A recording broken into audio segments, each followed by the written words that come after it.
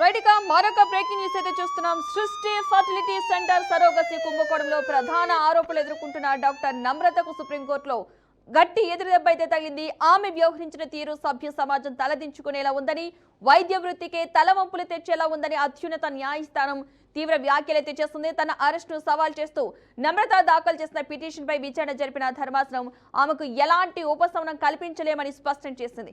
ED arrest చేస్తే నేరుగా సుప్రీంకోర్టుకు రావడం సరైన ప్రక్రియ కాదని ట్రయల్ కోర్టుకు ఆశ్రయించాలని సూచించింది. ఇక ఈ దశలో కేసులో జోక్యం చేసుకోలేమంటూ స్పష్టం చేసింది. రైట్, ఇదే అంశానికి సంబంధించిన పూర్తి సమాచారాన్ని మా రీజనల్ కోఆర్డినేటర్ వెంకటరెడ్డి మరింత సమాచారాన్ని అందిస్తారు. వెంకటరెడ్డి. Good morning Padma. తెలుగు రాష్ట్రాల్లో సంచలనం సృష్టించినటువంటి సృష్టి ఫెర్టిలిటీ సరోగసి స్కామ్ లో అయితే ప్రధాన నిందితురాలు డాక్టర్ నమ్రతకు సుప్రీంకోర్టులో భారీ షాక్ జరిగిందని చెప్పొచ్చు. ఇక గత నెలలో ఎన్ఫోర్స్మెంట్ డైరెక్టరేట్ అరెస్ట్ సవాల్ చేస్తూ కూడా అరెస్ట్ పై ఇక స్టే ఇవ్వాలంటూ ధర్మాసనాన్ని సంప్రదించడంతో కూడా అక్కడ ఘాటు వ్యాఖ్యలు అయితే ధర్మాసనం చేసిందని చెప్పొచ్చు.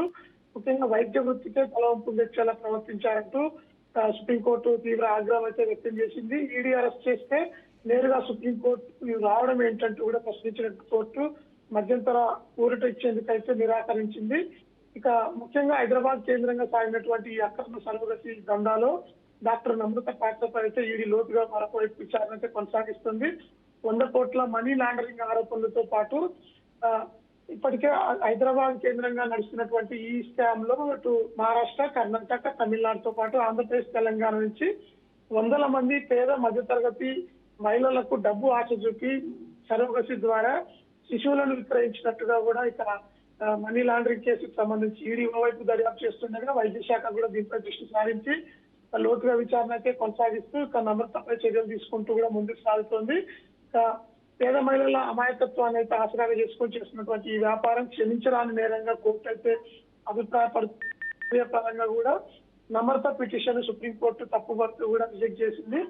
ఈడీ అరెస్ట్ చేస్తే కింది కోర్టులో పోరాడాలి తప్ప నేరుగా అత్యున్నత న్యాయస్థానానికి ఎందుకు వచ్చారంటూ కూడా ప్రశ్నించింది.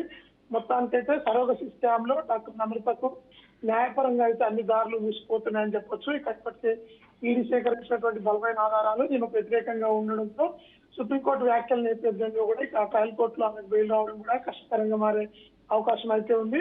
ఇక ఈ స్కామ్ లో ఎవరెవరి పాత్ర ఉంది అనే కోణంలో కూడా లోతుగా విచారణ మరొకవైపు కొనసాగుతుండడంతో కింది కోర్టులో బెయిల్ పిటిషన్ దాఖలు చేసేందుకు నమ్రతకు సంబంధించినటువంటి అడ్వకేట్లంతా కూడా హైదరాబాద్ లో అయితే ప్రయత్నాలు చేస్తున్నారు. గర్భస్థ శిశువులను విక్రయించడం, అదేవిధంగా 100 కోట్ల లావాదేవీలు, మరొకవైపు డాక్టర్ అంటేనే దేవుడు అనే కోణంలో ఆలోచిస్తున్న పేద ప్రజలకు ఇలాంటి చర్యలకు పాల్గొనడంపై అయితే తీవ్ర విమర్శలు ఎదుర్కొంటున్నటువంటి నమ్రత మరికొంతకాలం జైల్లో ఊసలు లెక్క పెట్టాల్సిన పరిస్థితి అయితే తప్పేలా లేదని చెప్పవచ్చు. Right, thank you Venkatareddy.